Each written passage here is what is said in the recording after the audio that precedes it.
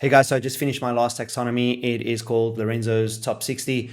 And as the name suggests, it's my top 60 media assets that I've curated and accumulated over many, many years. These are the resources, educational resources I keep coming back to educate myself, to inspire myself, but also that I've shared most with my friends and clients. And so what I decided to do is create a taxonomy, put them in a document and make it easily accessible to you. Now, what is this? These are my top podcast shows, and there's only three really, but I think these are probably the best that I keep coming back to.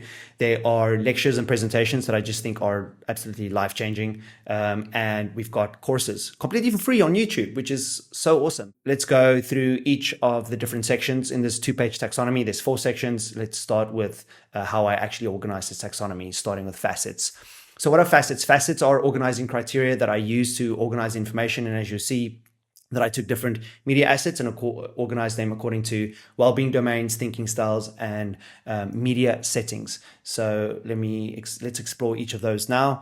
So for well-being, as I already mentioned, we've got health, creativity, and wealth. So you'll see that the podcast episodes, video presentations, and courses were going to be organized according to these 3. In terms of thinking styles, if you know me well, you know I'm always asking the question, what does it really mean to know something? And we need to take different perspectives, ask different questions, because I think there are different ways of knowing something. So if you're going to know something in its entirety, we need to take at least one of these 6 approaches. There are probably more or less, depending on how we classify them, but that's how I have them currently classified.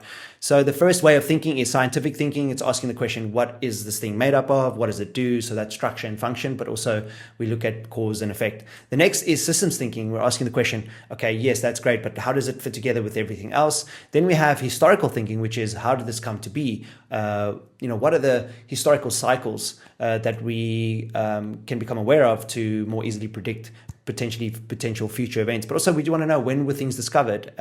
Etymology is important here. We want to know, why are things called what they are? So we have to look at history for that. Then we have evolutionary thinking, very important. This asks the question, how did things evolve? How did things adapt to be what they are today? So it's asking the why question. And the first 4 you see here are theoretical in nature, and then the last 2 are practical. So analytics deals just with the question of pure logic and rationality. This is all about, does this make sense? Does it all add up? And so very, very important. And then, of course, we have applied thinking. This asks the question, okay, so what do we do about this? Or what are the technologies we can develop from this? What's the economic value and things like that? And so they all really important for us to truly come to know something. Okay, so media settings. Now, these are the actual things we're classifying in this taxonomy. We have what we call mobile podcasts. So these will be podcast shows. Again, there's really only 3 that I recommend. Leisure lectures, some of the most powerful presentations I think everyone should watch.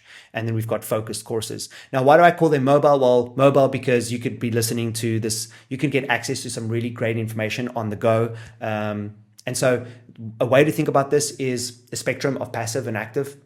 If we can't dedicate a lot of time to learning and studying, that doesn't mean we don't have to do nothing. We can actually still, listen to audiobooks and podcasts. And we're already doing this, so I'm preaching to the choir here probably, but it's a good way to think about this. So on the passive side, we're consuming information while we're doing other things. But then leisure lectures are interesting. They're like, you know what, I don't really want to go too active. I want to watch something interesting. I want to be educated, but I don't want to take too much of a formal approach, like sitting down and studying.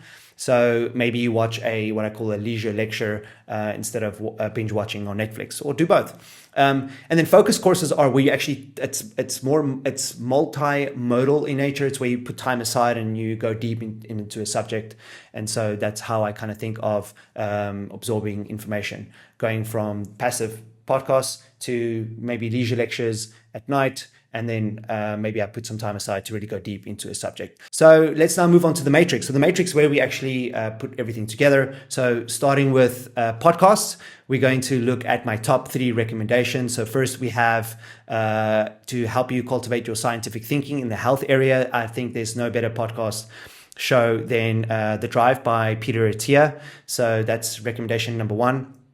On the creativity side, a very underrated podcast, which is Unsiloed by Greg LeBlanc. On the wealth side, I've got Naval Ravikant. In fact, his podcast is just called Naval. It's so good. Now, I don't really rely on this podcast for new information so much as going back to some of his highly popular mega-sode that he did, which is called How to Get Rich. It's like 3.5 hours long. I think I've listened to it like 15 times already. It's just so good. I keep it saved in my favorite podcast player, and I come back to it whenever I need some inspiration. But these are my top 3.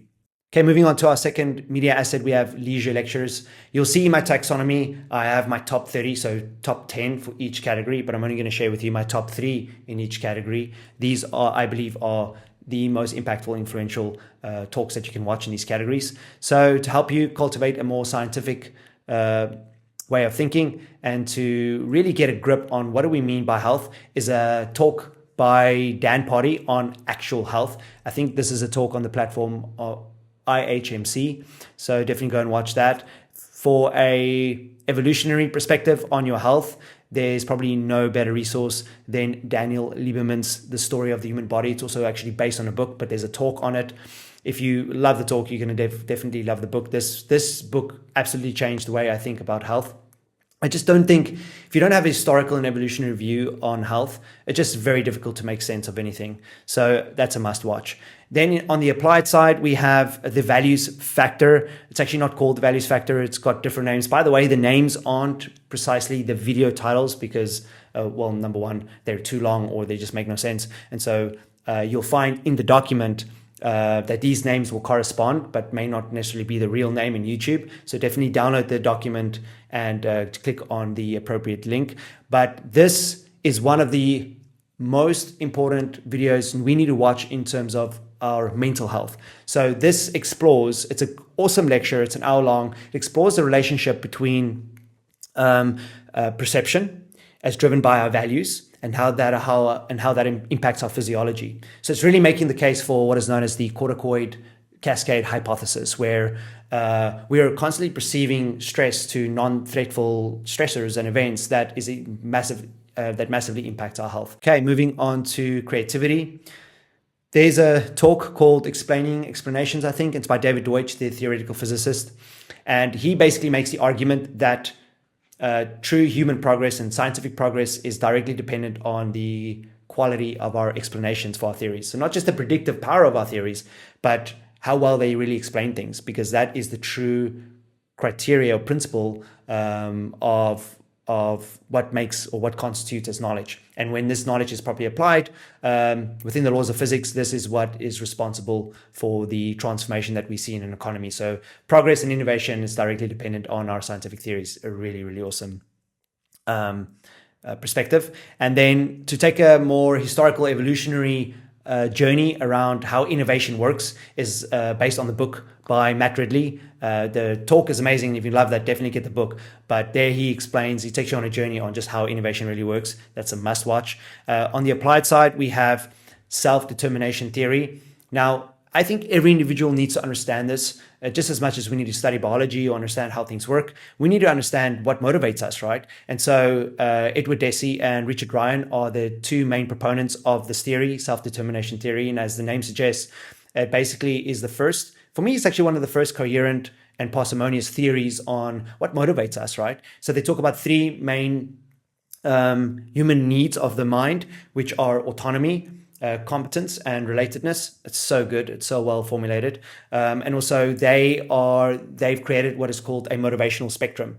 And the key distinction here is that you need to understand within yourself, especially in your job, whatever you're doing, are you mostly motivated by external factors or internal factors? And it's a spectrum. It's not just one or the other. And they have done probably the most scientific research on the interplay between our human needs as well as how motivation works. Moving on to the wealth category, prospect theory is just one of those theories that once you see it, you can't unsee it. You use it as a mental model for everything. But prospect theory is the quantified approach to how we make decisions and our perception around gains and losses. You've heard of loss aversion. It really comes from prospect theory.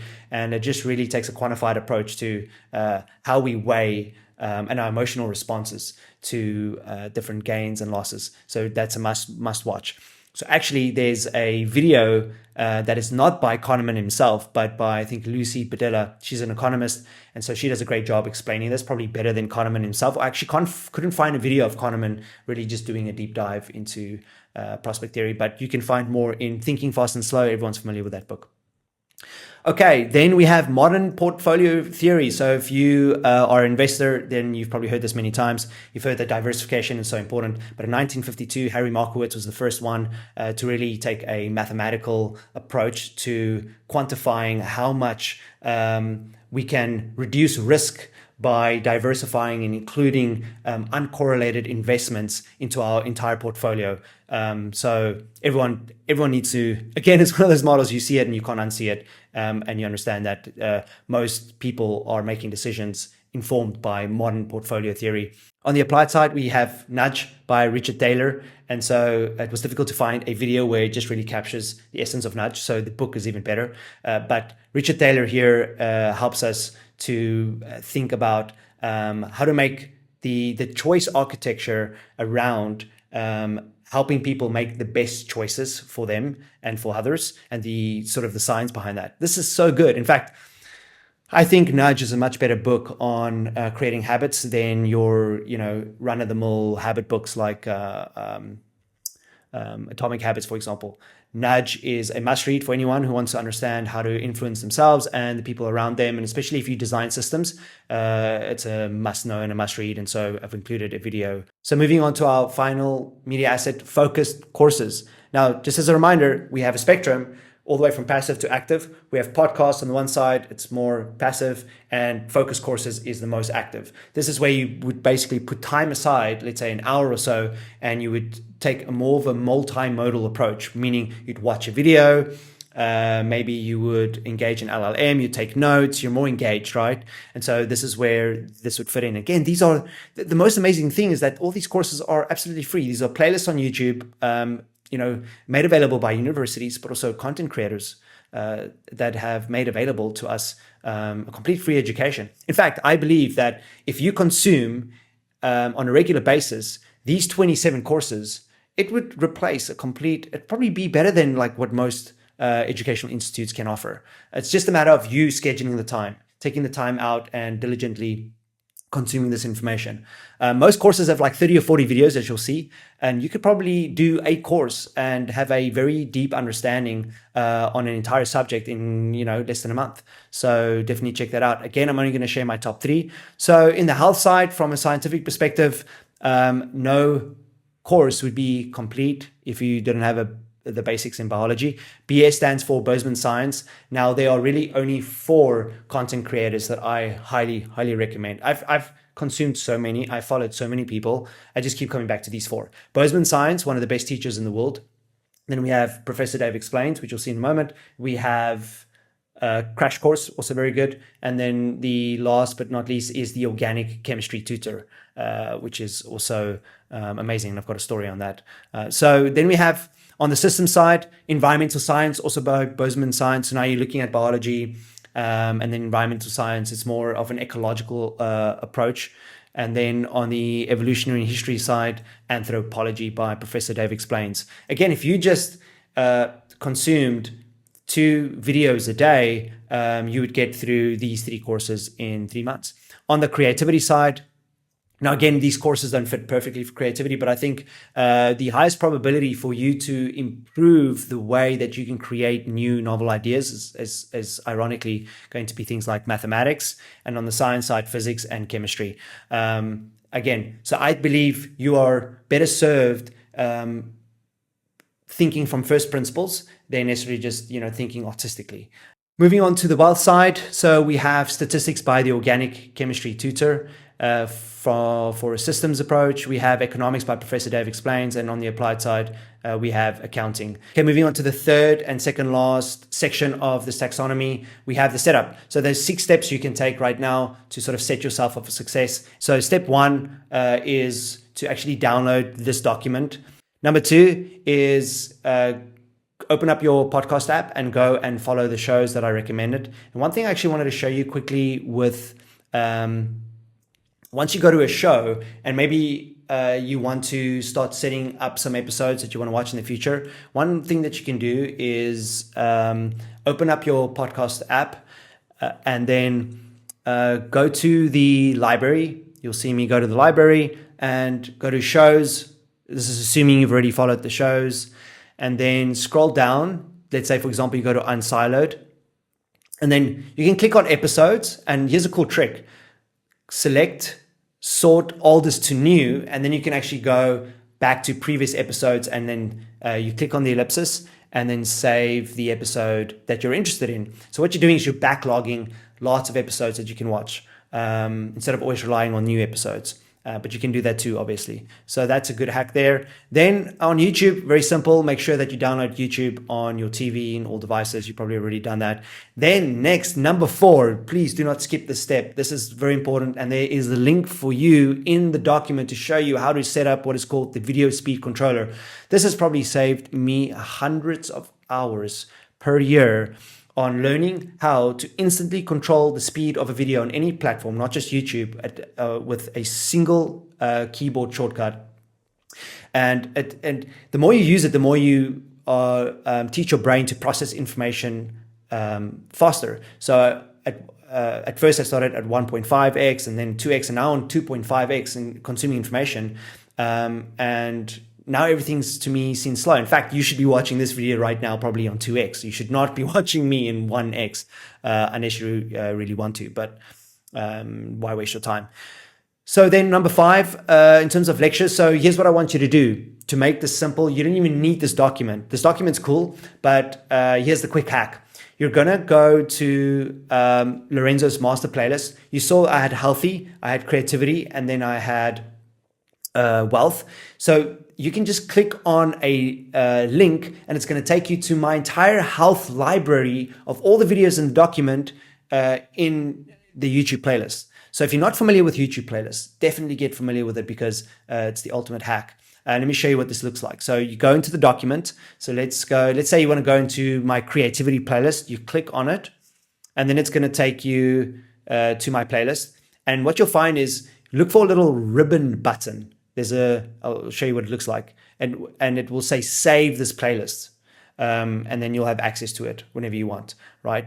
But also what you can do is scroll down, look for a video that captures your attention that you really want to watch, and just say save to watch later. So you'll have this playlist, but you'll also create another playlist. This I want to watch today or later. This is the ultimate way to use YouTube. And over time, you'll just become very good at saving this to watch later, save this playlist.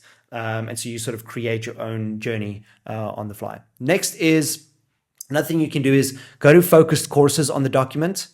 It says there, focused courses. Look at a course that you're really interested in. And so, for example, let's pick chemistry. We go to scientific, and then we open up the playlist. It's by Bozeman Science. And look for the little ribbon. You'll see it there. It's already saved in my playlist. Just click it, make sure it's saved, and then you'll have it in your playlist. Okay, as for our 4th and final section, we have the 3-step learning cycle. Now, whether you are aware of it or not, we all have some version of what we call the 3-step learning cycle. That is, we all consume information throughout the day. We all have our own ways of taking notes, and then we hopefully implement some of those insights, right? So while this is not a complete training in doing that, I'm going to share with you some insights on a practice that is lifelong, right? In fact, the main problem that we're solving and the main value that I want to share with you is to become aware of what you do and every day resolve to become better at exposing your mind to the right information at the right time in the right format for the right problem, and then to capture what's important to you and then to assimilate that into your life. So step 1 is really about listening, watching, and studying, absorbing information. Step 2 is become good at taking notes. Currently, I just do screenshots and then I reference them later. It's a lot faster than just taking notes, but everyone has their own style. And then there are reviews, right? So no one's really doing reviews or implementing the information. So one of the things that I do is every morning, for example, you can take a look at the notes that you made yesterday. And if you do that every day, and sometimes you also go back, you have a higher chance of remembering the insights from the previous day. And so you can also start to implement it today. So there you have it. That is my top 60. Hope that was helpful. If you have any feedback for me, I would love to hear all about it. But download the document, explore the links, and I'll see you in the next taxonomy.